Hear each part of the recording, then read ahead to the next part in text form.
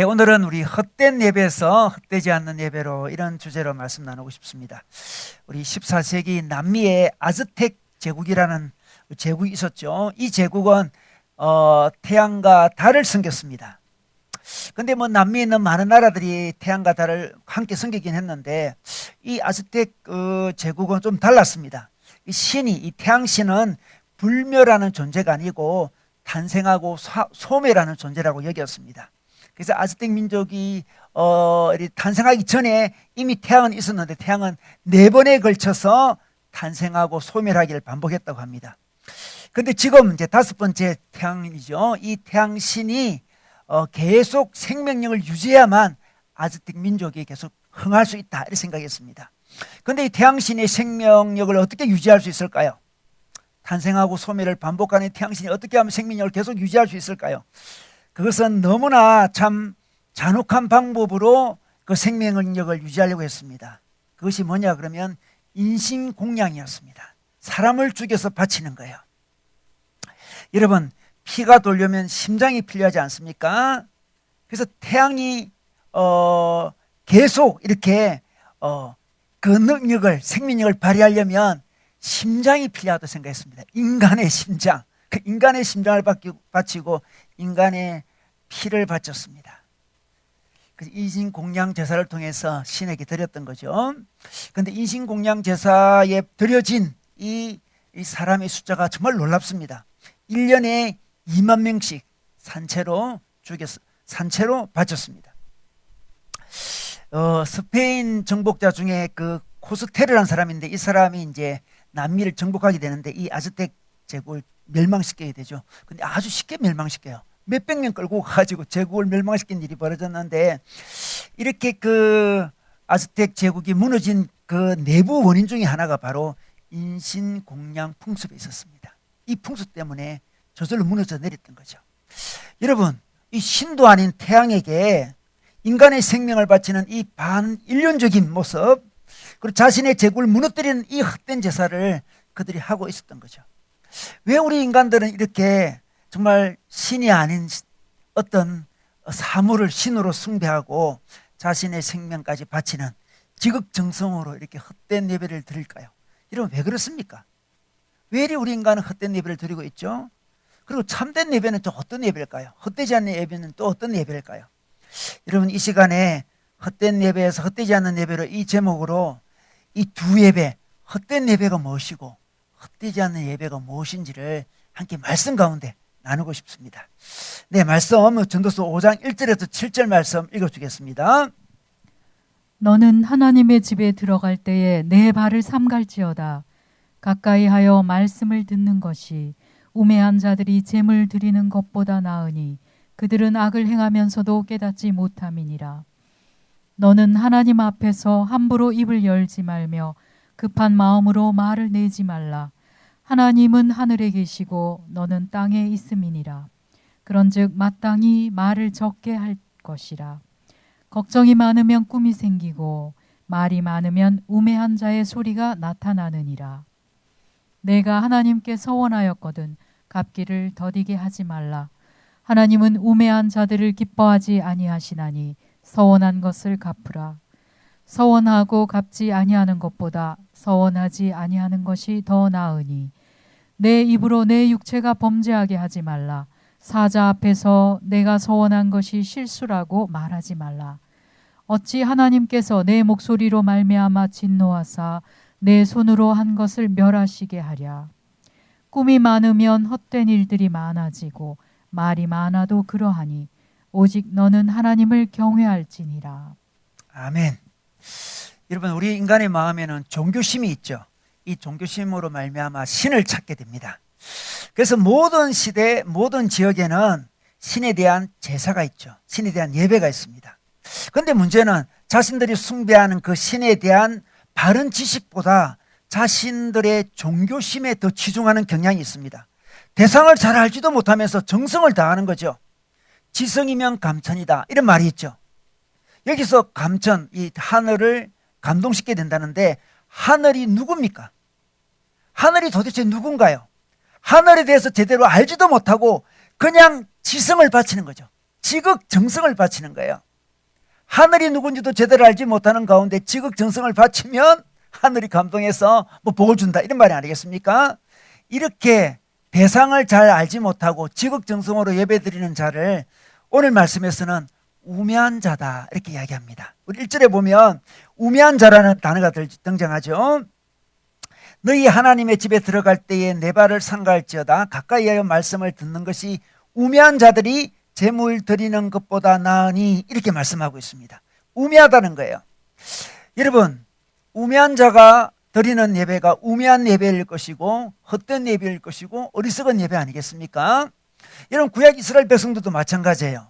하나님을 제대로 알지 못했습니다. 오늘 1절 말씀해 보니까 하나님의 집에 들어갈 때에 이야기합니다. 성전에 예배하러 갈 때에 그들은 하나님을 알아가는 것보다 재물을 더 우선시했습니다. 하나님의 말씀을 듣는 것보다 재물을 드리는 것이 더 낫다고 생각했습니다. 하나님의 말씀을 듣기보다 재물을 드리는 것으로 신의 축복을 받을 수 있다고 생각했습니다. 이 자세가 바로 우매한 자세죠. 우매한 자에 드리는 어리석은 헛된 예배를 보여주고 있습니다. 이 헛된 예배는 우리 1절 끝에 보면 그들은 악을 행하면서도 깨닫지 못함이니라 이야기합니다. 이건 우매할 뿐만 아니라 악이라는 거죠. 깨닫지 못하는 악. 자기가 섬기는 대상을 알지도 못하면서 지극정성으로 숭배하는 그들의 모습은 바로 악이다 이렇게 이야기하고 있습니다.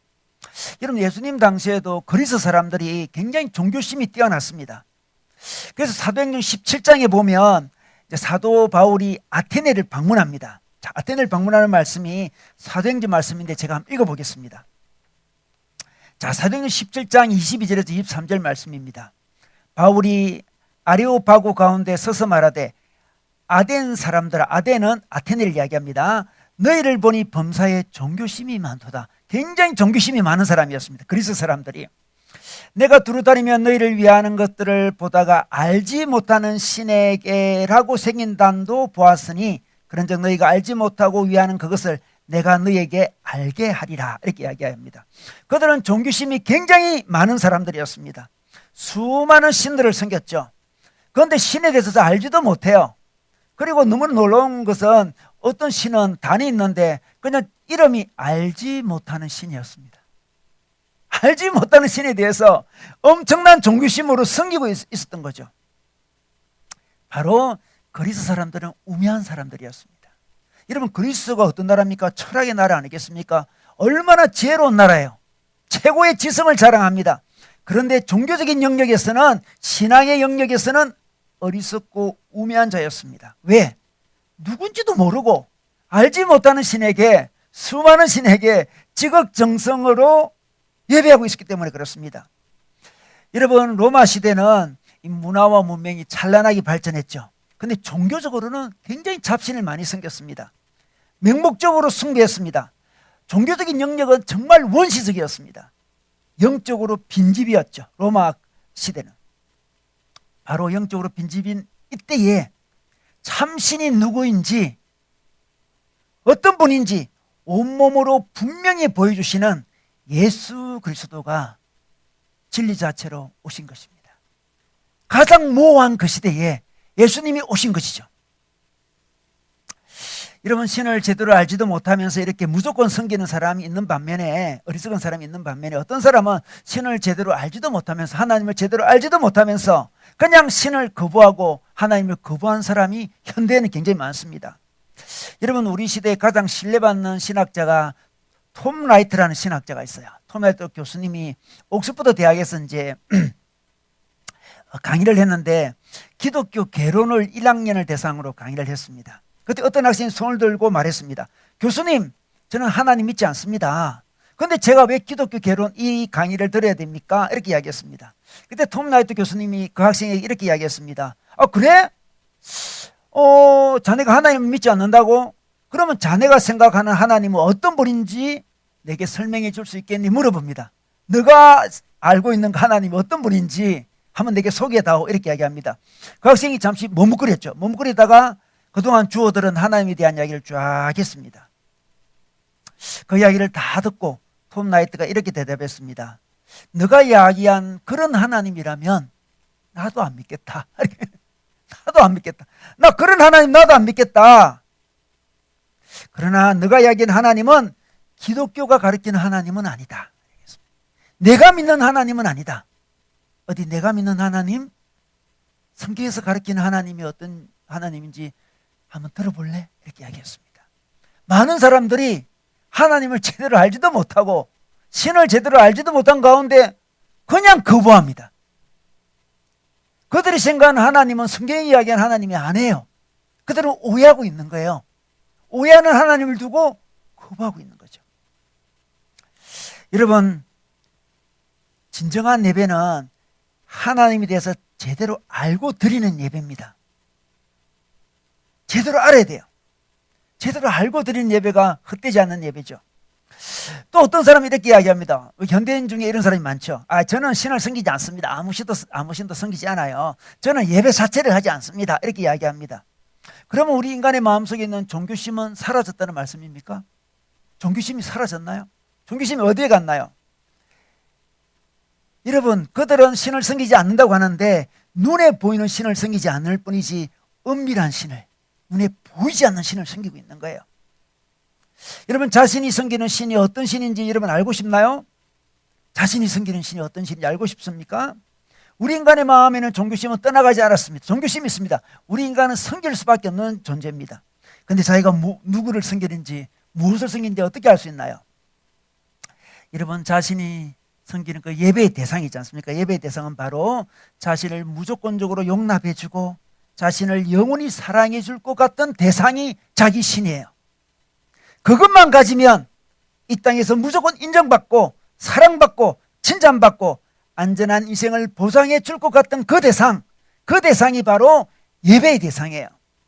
그 대상을 간절히 바라고 사랑하고 추구합니다. 그것이 바로 예배입니다. 예배. 그래서 모든 사람은 무언가를 지금 예배하고 있습니다. 어떤 사람은 특정한 사람을 예배할 때 있어요. 당신이 나의 삶의 유일한 의미입니다. 이렇게 이야기하는 사람 있잖아요. 그건 사랑할 때 재미로 그럴 수는 있어요. 재미로 그럴 수 있겠죠. 그러나 어떤 사람이 자기 삶의 유일한 의미라면 마치 종교 행위와 같습니다. 종교 행위와 같아요. 어떤 사람에게는 돈이나 지위가 그렇습니다. 어떤 사람에게는 요즘 아파트가 그런 것 같아요. 아파트가 그런 것 같습니다. 어떤 사람에게는 어떤 지도자가 그렇습니다. 열심히 추구하고 살아가는 것이 바로 예배라는 거예요. 사람들은 아닙니다. 저는 그냥 열심히 추구하는데요. 이게 무슨 우상이고 신입니까? 이렇게 이야기할 수 있습니다. 하나님만이 줄 수 있는 무조건적인 용납, 하나님만이 줄 수 있는 무조건적인 사랑, 안정, 이런 것을 엉뚱한 대상에게 추구하기 때문에 그것은 가짜 신이고 우상이라는 것입니다. 그 신에게, 그 우상에게 예배하고 있는 거죠. 아무리 정성을 다해서 예배하더라도, 섬기더라도 대상이 잘못됐기 때문에, 대상이 하나님이 아니고 피조물이기 때문에 우상인 거죠. 우상입니다. 그 어리석은 우상에게 자기 생명을, 자기 인생을 드리고 있는 것입니다. 남미의 아즈텍 제국이 정도 차이는 있지만 우상 숭배하는 거 비슷한 거예요. 태양을 향해서 지극정성으로 자기 심장을 바치고 피를 바치고 생명을 바치고 있습니다. 마찬가지예요. 하나님이 아닌 어떤 것에 지극정성으로 바치는 그 행위가 바로 어리석은 우매자의 예배라고 말하고 주고 있습니다. 그럼 자기가 지금 참 하나님을 섬기고 있는지 우상을 섬기고 있는지 우리가 어떤 열매를 통해서 알 수 있습니다. 여러분, 요한복음 8장 32절 말씀에 진리를 알지니 진리가 너희를 자유케 하리라, 이런 말씀이 있습니다. 진리를 알지니 진리가 너희를 자유케 하리라, 이렇게 말씀하는 거죠. 여러분, 우리가 참 하나님을 섬기면 그 하나님은 진리시기 때문에 우리에게 자유를 줍니다. 추구하면 추구할수록 자유가 임해야 돼요. 섬기면 섬길수록, 숭배하면 숭배할수록 자유가 임하는 게 진리고요. 우상은 섬기면 섬길수록 속박을 줍니다. 속박을 줘요. 우리가 우상을 섬기면 우상이 우리에게 자유를 주지 않고 도리어 우리를 속박하는 거죠. 애타게 추구하면 추구할수록 우리를 속박합니다. 어떤 사람은 돈을 예배합니다. 돈을 애타게 애쓰면서 추구합니다. 그런데 마음은 늘 돈이 부족해요. 돈에 얽매여 있어요. 돈을 예배하는 거죠. 어떤 사람은 자기 외모에 자기 몸을 예배합니다. 늘 몸을 가꾸려고 합니다. 그런데 그 사람들의 특징은 뭡니까? 늘 자기 외모가 부족하다 그래요. 늘 부족하다 그래요. 한 부분이 어느 부분이 부족하다 늘 그런 식으로 이야기합니다. 매여 있는 거죠. 여러분, 지성을 숭배하는 사람, 지식을 숭배하는 사람은 자신은 늘 지적으로 부족하다 생각해요. 좀 더 배워야 된다, 좀 더 배워야 된다, 좀 더 배워야 된다 이야기합니다. 우상은 결코 우리 마음속에 자유를 주지 못하고 만족을 주지 못합니다. 어떤 인간의 사랑, 어떤 학벌, 성진, 돈과 인맥 이런 것들로 인해서 우리가 신경이 날카로워진다면 우리는 그것을 예배하고 있는 거예요. 속박당하고 있는 거예요. 우매한 예배를 하고 있는 거죠. 그러나 우리가 하나님을 섬기면 어떻게 됩니까? 자유가 임합니다. 진리를 알지니 진리가 너희를 자유케 하리라 이렇게 말씀하는 거죠. 우리가 지금 예배하러 나왔습니다. 우리 예배할 때에 마음을 다하여 정성을 다해 예배하는 거 중요합니다. 그러나 사실 가만히 보면 있잖아요. 우린 정성을 다하여 지금까지 계속 예배하고 있었습니다. 다른 대상을 예배하고 있었던 거예요. 지금 정성의 문제가 아니에요. 대상의 문제입니다. 열심히 노력하고 살았잖아요. 엉뚱한 것을 경배하고 있었습니다. 중요한 것은 정성이 아니라 대상이에요. 대상.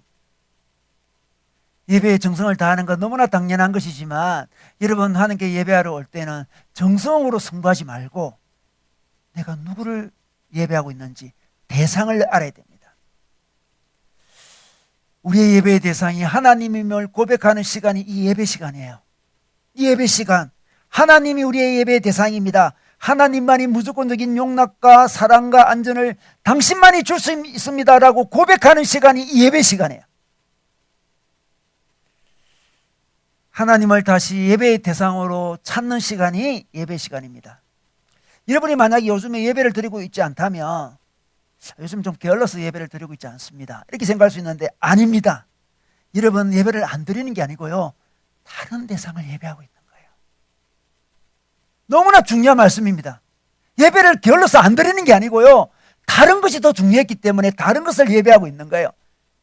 하나님께 예배하는 것보다 내게는 하나님보다 더 내게 안정을 줄 것 같은, 더 용납을 줄 것 같은 어떤 것을 예배하고 있었던 거예요. 예배 시간은 대상을 바꾸는 거예요. 정성을 드리는 게 중요한 게 아니고요, 정성은 늘 드리고 있습니다. 우리가 얼마나 정성껏 인생을 살아가고 있습니까? 정성을 드리는 게 중요한 게 아니고요, 대상을 분명히 하는 게 예배 시간입니다. 예배를 드리지 않는 사람은 예배를 드리지 않는 게 아니고요, 하나님을 예배하지 않고 다른 대상을 숭배하고 있는 거죠. 너무나 충격적이지 않습니까? 그냥 게을러서 예배 안 드린 줄 알았는데, 그냥 정성이 좀 부족한 줄 알았는데, 내가 하나님에 대해서 좀 정성이 부족해, 신앙이 좀 연약한 줄 알았는데 그게 아니었고 하나님보다 더 예배하는 대상이 따로 있었다는 거죠. 그것에 더 마음을 빼앗기고 있었다는 거죠. 그것에 더 정성을 바치고 있었다는 거죠. 그래서 하나님이 우선순위에서 밀려난 거예요. 밀려났습니다. 진정한 예배는 이 시간에 어떤 것도 우리의 예배 대상이 아닙니다고 고백하는 시간이 진정한 예배 시간이에요. 어떤 것도 내 예배 대상이 아닙니다. 우리를 속박하던 그 엉뚱한 예배 대상을 내려놓는 시간이 바로 이 예배 시간이에요. 하나님을 제대로 알지 못하고 정성만 바치는 예배는 헛된 예배를 했습니다. 하나님이 아닌 우상을 예배하는 것도 헛된 예배라고 했습니다. 오직 하나님을 예배하는 시간이 헛되지 않는 예배 시간이죠. 그러므로 헛되지 않는 예배는 하나님을 제대로 알고 드리는 예배인 것입니다. 두 번째로 우리가 헛되지 않는 예배는 하나님을 경외하는 예배입니다. 우리 2절 말씀 볼까요? 우리 2절 말씀에 보니까 너는 하나님 앞에서 함부로 입을 열지 말며 이런 말씀이 있습니다. 여기서 하나님 앞에서 이 단어가 중요합니다. 하나님을 의식하고 예배하라는 거죠. 하나님을 의식하고 예배하라는 거예요. 여러분, 우리는 누굴 만날 때 상대에 따라서 우리의 태도가 달라집니다. 상대가 우리보다 높은 사람이면 우리는 함부로 입을 열지 않습니다. 조심합니다. 그런데 우리 하나님은 얼마나 높은 분이십니까? 오늘 2절을 이 말씀해 보니까 하나님은 하늘에 계시고 너는 땅에 있음이라 이렇게 말씀하고 있습니다. 하나님은 하늘에 계시대요. 하늘에 계시다는 것은 우리랑 차원이 다르다 이 말이에요. 우리는 땅에 있고 하나님 하늘에 계시다는 것은. 그죠? 우리 땅이 있다면 땅이라는 것은 뭐 단순히 뭐 이렇게 지구를 이야기하는 게 아닙니다. 우리 인간의 피조성, 우리 인간의 한계성을 이야기합니다. 하늘은 그냥 창공을 이야기하는 게 아니죠. 하나님은 창조주시고 영원하시고 위대하다는 이야기를 하고 있습니다. 위대하고 영원하신 하나님이고 우리는 피조물이고 한계를 지닌 존재다 이야기합니다. 차원이 다른 거죠. 피조물로서 하나님 앞에 딱 서는 예배가 바로 하나님을 경외하는 예배고 헛되지 않은 예배라고 이야기합니다. 여러분, 우리는 하나님을 경외해야 됩니다. 여러분, 하나님을 경외하는 게 지혜의 근본이다 이렇게 말씀했는데 예배의 근본도 마찬가지예요. 예배의 근본도 뭡니까? 하나님을 경외하는 것이에요. 하나님을 경외하는 것입니다. 예배할 때 하나님을 경외하는 마음이 일어나야 되는 거예요. 여기 경외라는 단어가 두렵지만 존경한다 그런 뜻이잖아요. 그죠? 단순히 두려운 게 아니죠. 두려움에는 두 종류가 있습니다. 어떤 상황이나 사람이 자기를 짓누르면 두려움이 임하잖아요. 그건 두려움. 다른 하나는 상상할 수 없는 아름다움, 상상할 수 없는 거룩함을 대할 때 느끼는 두려움이 있잖아요. 하나님이 주신 두려움이죠. 경외입니다. 우리 예배할 때 경외를 느끼고 있습니까? 경외를 느끼는 예배가 올바른 예배예요. 여러분, 하나님을 경외하지 않는 예배는 어떤 예배냐 그러면 하나님을 너무 편하게 생각합니다. 하나님을 작게 만들어요. 하나님을 자그만하게 만들어서 믿고 싶어 합니다. 우리의 요구를 들어주는 하나님 정도로 봅니다. 우리의 요구를 들어주는 우리 하인 같은 하나님. 그래서 함부로 입을 여는 거죠. 이방 종교는 어떻습니까? 주문을 많이 외웁니다. 신을 설득하는 거죠. 신을 조종하는 거예요. 신을 경외하지 않습니다. 신을 조종하는 거예요. 막 주문을 많이 외워서 복을 받는 거죠. 그런 신을 대할 때는 경외감이 없습니다. 급한 마음으로 말을 많이 하는 거 바로 경외심이 없는 우매자 예배죠. 급한 마음으로 많이 이야기하는 이게 바로 주문이죠. 주문. 물론 우리가 기도할 때 말을 뭐 하지 말라 이 말은 아닙니다. 묵상으로 조용히 기도해라 뭐 그런 말을 하는 게 아니에요. 여러분, 우리는 다급하게 하나님께 말을 많이 할 때도 있습니다. 간절한 마음을 표현하는 거죠. 근데 우리의 기도는 하나님을 설득하는 기도가 아니고 자기 마음을 설득하는 기도예요. 우리의 간절함은 그렇지 않습니까? 간절히 기도하면 우리 마음을 붙잡는 거예요. 우리 마음을 준비하는 거죠. 우리의 간절함을 표현하는 거예요. 하나님을 조성하려고 하지 않습니다. 사실 간절히 부르짖지 못하는 게 어쩌면 하나님을 경외하지 못한다 할 수 있습니다. 간절히 기도하는 거, 간절히 기도하는 게 사실 하나님을 경외하는 거예요.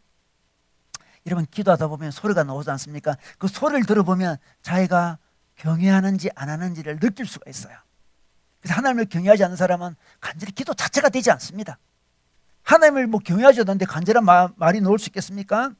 자신의 목소리를 들어보면서 자신이 지금 하나님을 어떻게 느끼는지를 알 수 있습니다. 우리 간절히 말을 많이 하면서 기도할 수 있습니다. 말을 많이 하고 말을 많이 안 하고가 중요한 게 아니에요. 어떤 사람은 하나님을 경외하지 않는 사람 보면 말을 거의 하지 않습니다. 종교적인 명상 정도 하고 있어요. 하나님 앞에 종교적인 명상을 하고 있는 거죠. 전혀 하나님을 뭐 경외하지 않습니다. 그냥 명상하는 거예요. 그냥 조용히 그냥 정신 수양하고 있습니다. 우리는 소리를 많이 내든 소리를 많이 내지 않든 경외함으로 하나님께 나아가야 됩니다. 우리가 예배 드리면 들을수록 하나님의 경외함에 사로잡힙니다. 예배를 잘 드리고 있는 거죠. 제가 최근에 묵상하면서 이런 묵상을 했습니다. 우리 인생에 100%가 있다면 우리 하나님과 저와의 관계는 51%다 그런 생각이 들었어요. 물론 하나님과 내 관계는 100%죠. 100%인데 이제 설명을 쉽게 하기 위해서 51%고 나머지가 49%예요. 나머지 49%에게 뭐 저희 가정도 있을 거고 사역도 있을 것이고 뭐 가족도 있고 다 있지 않습니까? 그 모든 건 49%예요. 51%가 든든하다면 49%가 아무리 요동을 쳐도 제 중심은 흔들리지 않겠죠. 조금 49%가 흔들리면 흔들리긴 하죠. 근데 나의 중심은 흔들리지 않는 거죠. 51%가 확실하기 때문에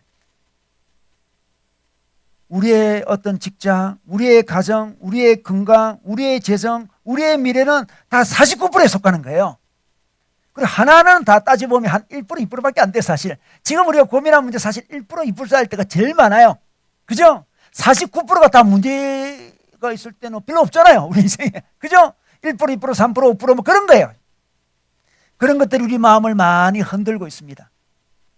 근데 51%가 확실하다면 51%가 확실하다면 우리는 흔들리지 않습니다. 그게 바로 하나님을 경외하는 거죠. 하나님은 제 인생의 51%입니다. 제 인생의 가장 크신 분이십니다. 예배할 때 그걸 깨닫는 거예요. 그걸 느끼는 거예요. 하나님이 크신 분이시구나. 하나님 크신 분이시구나. 야곱이 하나님을 경외하는 아주 결정적인 순간을 맞이할 때가 있었습니다. 그것이 바로 창세기 28장 말씀인데 한번 보겠습니다. 창세기 28장 말씀 16절에서 17절 말씀입니다. 야곱이 잠에 깨어 이르되 여호와께서 과연 여기 계시거늘 내가 알지 못하였도다. 이에 두려워하여 이르되 두렵도다. 이곳이여 이곳은 다름 아닌 하나님의 집이요 하나님의 문이로다 하고, 자, 야곱이 하나님의 임재를 자고 일어나서 강하게 느끼고 있습니다. 두렵다고 이야기합니다. 두려워하여 가로되 두렵도다. 이 두려움은 경외심을 이야기합니다. 그냥 무섭다는 게 아니죠. 하나님에 대한 경외심을 이야기합니다. 지금 야곱은 광야길을 걷고 있습니다. 광야길에서 돌베개를 베고 잠을 자고 있었습니다. 목적지인 외삼촌 라반의 집에 무사히 도착할 수 있을지 두려워요. 앞일이 어떻게 될지 두렵습니다. 그런데 이 모든 두려움보다 더 두려운 하나님을 만난 거예요. 하나님의 임재를 경험했습니다. 더 두려운 하나님, 경외할 만한 하나님을 만난 거예요. 여러분, 우리를 두렵게 하는 여러 가지 일들이 일어나고 있습니다. 그런데 그 두려운 일들은 어떻게 이겨낼 수 있을까요? 경외할 만한 하나님을 만날 때 그 두려움을 이겨낼 수 있습니다. 사람들은 두려운 일이 일어나면 어떻습니까? 두려운 일과 자신의 능력과 비교를 해요. 그렇지 않습니까? 두려운 일과 능력을 비교. 그러면 더 두려워집니다. 그 두려운 상황에 자기가 점점점 끌려다니게 돼요. 그런데 두려운 상황이 일어날 때 두려움과 자신의 능력을 비교하지 않고 두려움과 더 두려운 하나님을 비교합니다. 그러면 두려움을 극복하게 되는 거죠. 여러분, 우리 인생에 두려움이 생길 수밖에 없죠. 근데 두려움은 우리 인생에 우리의 우선순위가 잘못되었는지 잘 되어 있는지를 알려줍니다. 여러분, 거절당하는 게 두렵습니까? 사람에게? 그러면 우리가 사람에게 인정받는 것을 너무 중요하게 생각했다는 것을 알 수 있습니다. 여러분, 모든 사람에게 인정받는 거 불가능합니다. 여러분, 예수님도 그렇죠. 예수님, 여러분, 예수님보다 더 뛰어난 사람입니까? 예수님도 12제자 중에 한 명이 완전 배신했어요. 배신. 완전 자기를 팔았습니다. 12명 중에 한 명은 자기를 팔 수도 있어요. 그래서 우리 목회자들 사이에 늘 그런 이야기 합니다. 네가 예수님보다 더 목회를 잘하려고 하지 마라. 그런 이야기. 네가 예수님보다 더 뛰어난 사람이냐? 예수님보다 더 뛰어난 목회를 하지 말라. 그런 이야기 있습니다. 우리가 파산할까 봐 두려워한다면, 너무 두려워한다면 우리가 돈을 너무나 많이 의지하고 있다는 걸 보여줍니다. 병에 걸릴까 봐 두려워한다면 우리는 건강을 너무나 집착하고 있는 거죠. 안락한 삶이 흔들릴까 봐 두렵다면 우리가 안락한 삶을 너무 집착하고 있다는 걸 보여주고 있습니다. 우리가 진정으로 두려워할 분은 하나님이십니다. 하나님을 두려워하면 그 모든 것이 두렵지 않지만 하나님을 두려워하지 않으면 모든 것이 두려워요. 그렇지 않습니까? 모든 것이 두렵습니다. 마음이 약해지면 약해질수록 자그마한 일도 다 두려웠게 됩니다. 하나님을 두려워하면, 하나님을 경외하면 다른 것들은 두렵지 않습니다. 여러분, 우리가 하나님을 경외한다 할 때 경외 안에는 사랑이 있다 했죠. 사랑이 담겨져 있습니다. 하나님의 임재를 경험하면 경외 안에는 두려움 플러스 하나님의 우리를 향한 커진 사랑을 경험할 수 있습니다. 그런데 그 사랑이 바로 세상의 두려움을 쫓아내는 거죠. 그래서 요한일서 4장 18절에 이런 말씀이 있습니다. 한번 볼까요? 요한일서 4장 18절. 사랑 안에 두려움이 없고 온전한 사랑이 두려움을 내쫓나니 두려움에는 형벌이 있습니다. 이런 말씀이 있습니다. 온전한 사랑이 두려움을 내쫓는다 했습니다. 우리 하나님을 경외할 때 그 안에 하나님의 사랑이 있거든요. 그 사랑을, 그 온전한 사랑을 만난 사람은 두려움을 내쫓는다, 이렇게 이야기합니다. 여러분, 우리가 예배를 드리면 드릴수록 세상이 덜 두려워져야 됩니다. 이게 바로 올바른 예배예요. 예배를 드리면 드릴수록 자꾸만 세상이 더 두려워진다면 그거는 헛된 예배를 하고 있는 거죠. 지금 여러분, 예배를 제대로 드리면 드릴수록 세상은 희미해지고 하나님이 뚜렷하게 보입니다. 예배를 드리지 않으면 할수록 세상은 뚜렷해지고 하나님은 희미해집니다. 여러분, 요즘에 어떻습니까? 하나님이 희미하게 보이십니까? 세상의 두려움이 뚜렷하게 보이십니까? 예배라는 것은 세상을 희미하게 보는 거예요. 하나님을 뚜렷하게 보는 것이고 하나님이 선명하게 보입니다. 예배죠, 예배. 예배의 결과입니다. 야곱은 하나님을 선명하게 지금 보고 있습니다. 여러분 중세시대 그림을 보면 있잖아요. 성화 보면 성모 마리아가 유독 크게 그려져 있어요. 여러분 그런 그림 봤죠? 그죠? 예수님이 크게 그려져 있어요. 완전 원근법을 무시한 거죠. 이상하게 그래가지고 뭐 그림이 좀 이상해요. 원근법이 있는 시대와 없는 시대 차이가 크게 납니다. 뭐 성모 마리아가 큽니다. 예수님이 커요. 그럼 그림으로는 좀 문제가 있지만 그러나 신앙의 표현으로 보면 됩니다. 신앙의 표현. 성모 마리아가 중요하다. 예수님이 중요하다. 그래 이제 그림으로 표현한 거죠. 물론 성모 마리아는 중요하지 않습니다, 여러분. 예수님이 중요하죠. 성모 마리아는 중요하지 않습니다. 여러분 우리 마음에는 주관적으로 하나님이 크게 그려져 있어야 돼요. 중세 성화와 같은 거죠. 예수님이 크게 그려져 있어야 돼요. 예배 드리면 드릴수록 예수님이 크게 그려집니다. 자기 마음속에.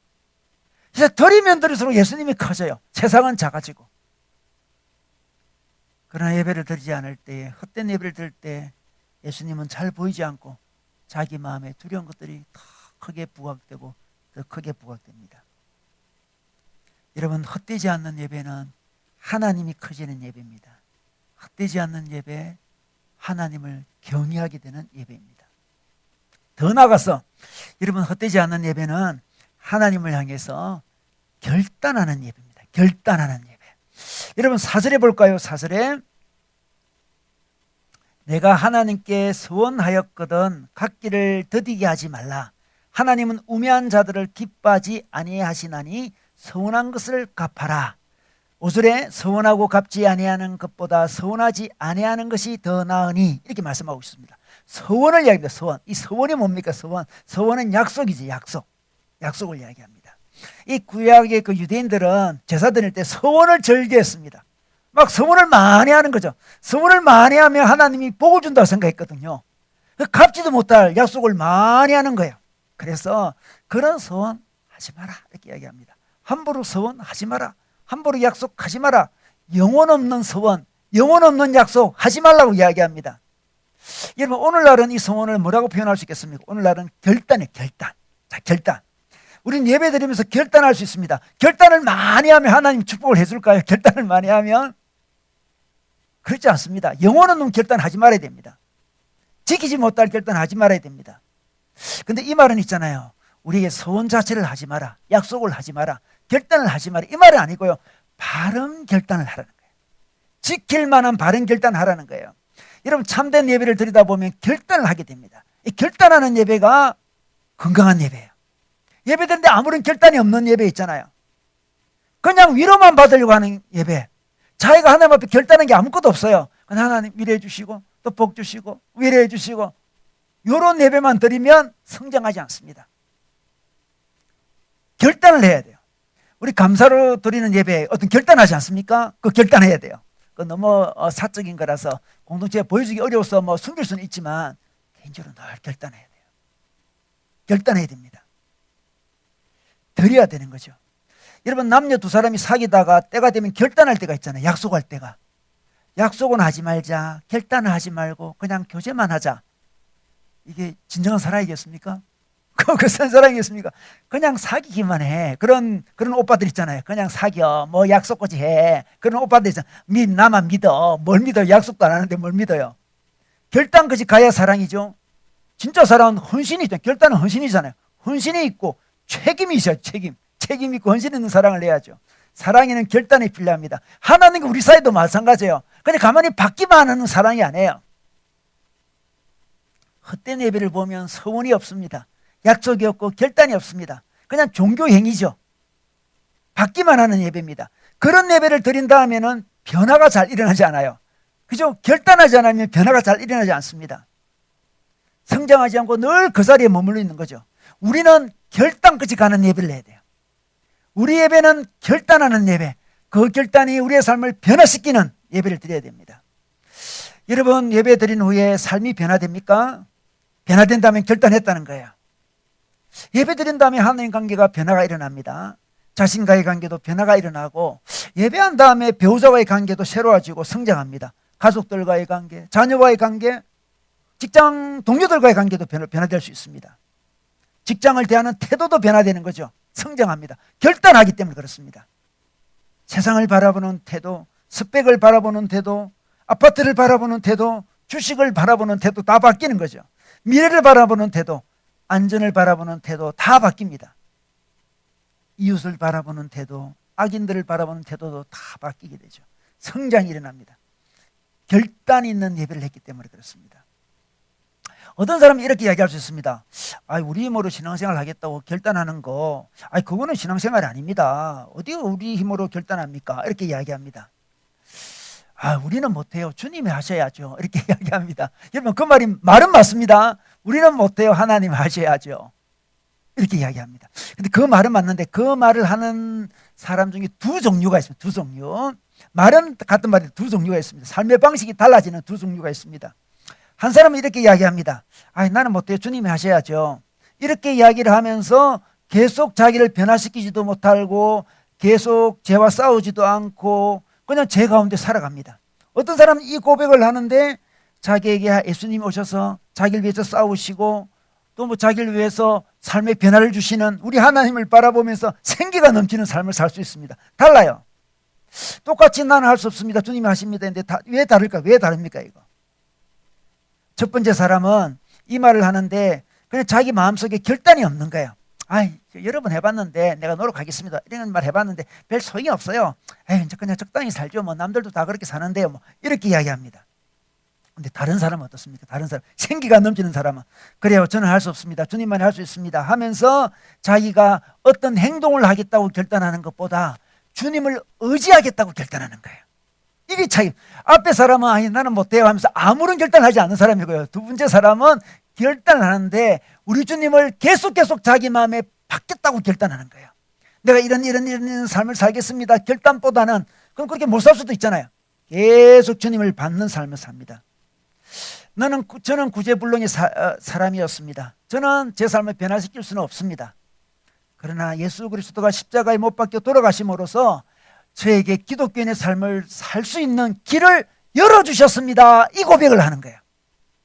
저는 못합니다. 주님이 할 수 있습니다. 이 말에 숨지 마세요. 자기 못하는 걸 그냥 변명으로 넘기지 마세요. 저는 못하지만 예수 그리스도의 십자가가 기독교인의 삶을 살 수 있도록 길을 열어주셨습니다. 이 고백에. 그래서 저는 결단합니다. 이 놀라운 사실을 마음에 받기로 결단합니다. 십자가를 붙들기로 결단합니다. 주님이 나를 다스리도록 결단합니다. 성령 충만하기로 결단합니다. 내 자신을 끝없이 주님께 드리겠다고 결단합니다. 하나님이 하시면 하실 수 있다고 믿음으로 결단합니다. 이 결단이 필요한 거예요. 가만히 있는 게 아니에요, 여러분. 가만히 있는 게 아니에요. 여러분, 자기 힘으로 결단해서 자기 힘으로 뭔가를 기독교인의 삶을 살아가면 뭐 겉으로는 살아가겠죠. 살아가면 어떻습니까? 그것이 자기 의가 됩니다. 자기 의가 되죠. 그 기독교인 삶을 살지 못하면 어떻습니까? 실망하고 낙심합니다. 실망하고 낙심했다가 자기 의가 돼서 교만했다가 왔다 갔다를 반복하는 거예요. 그 기독교인 삶을 살지 못한 사람을 바라보면서 왜 살지 못하냐고 그들을 미워합니다. 무시합니다. 그게 바로 잘못된 결단의 모습을 보여주고 있는 거죠. 남과 비교합니다. 그러나 하나님의 힘으로 살아가는 사람은, 기독교인의 삶을 살아가는 사람은 그렇게 살아가지 못한 사람을 바라볼 때 어떻습니까? 긍휼한 마음이 들어요. 주님 의지하면 될 텐데, 이런 마음이 듭니다. 나는 의지가 강하고 너는 의지가 약하다, 이렇게 이야기 접근하지 않습니다. 주님을 의지하면 될 텐데, 주님을 의지하면 될 텐데, 긍휼한 마음이 듭니다. 자신은 늘 하나님 앞에 결단하는 것은 하나님을 내 마음에 모시겠다고 결단합니다. 하나님, 내 자신을 신뢰하지 않고 우리 주님 의지하겠습니다. 내 마음에 오늘도 오십시오. 오늘도 오십시오. 이 예배 시간은 그런 시간이에요. 기독교인의 삶을 내 힘으로 살겠다 결단한 시간이 아니고 기독교인의 삶을 살 수 있도록 길을 열어주신 당신을 의지하겠습니다라고 결단하는 이 시간이 예배 시간이에요. 결단이 없는 사람들, 결단이 없는 예배, 받기만 하려고 받기만. 아무런 결단이 없어요. 아무런 결단이 없어요. 늘 그 자리에 머물러 있습니다. 결단하는 예배, 그 결단은 우리 삶의 성장을 가져올 것이고 삶의 변화를 가져올 것입니다. 이런 결단하는 예배가 헛되지 않는 예배고 결단 없는 예배가 헛된 예배인 것입니다. 여러분, 우리 인간은 허물을 극복하려고 신에게 나아갑니다. 우리 전도서 주제는 허무지 않습니까? 허무. 인간의 허무는 영혼의 질병이지 않습니까? 이 영혼의 질병을 극복해 보려고 하나님께 나아가고 신에게 나아가고 제사도 드리고 예배도 드립니다. 그런데 그 제사가, 그 예배가 헛된 예배가 될 수도 있습니다. 그걸 아셔야 돼요. 모든 예배가 바른 예배가 아니에요. 그냥 우리 종교심의 발로 정도로 끝나면 안 됩니다. 헛된 예배는 어떤 예배입니까? 하나님을 제대로 알지 못하고 드리는 예배, 정성으로만 드리는 예배, 그 예배가 헛된 예배입니다. 하나님이 아닌 다른 우상에게 정성을 다 바치는 예배, 헛된 예배죠. 하나님이 아닌 존재에게 무조건적인 용납과 사랑과 안정을 받으려고 노력하는 예배, 우상숭배, 그게 헛된 예배예요. 바른 예배는 하나님을 제대로 알고 드리는 예배입니다. 더 나아가서 우리 바른 예배는, 헛되지 않는 예배는 예배드리면서 하나님을 경외하는 예배예요. 세상의 모든 두려운 것들이 심해지며 하나님만 선명하게 보이는 예배, 그게 바로 헛되지 않은 예배입니다.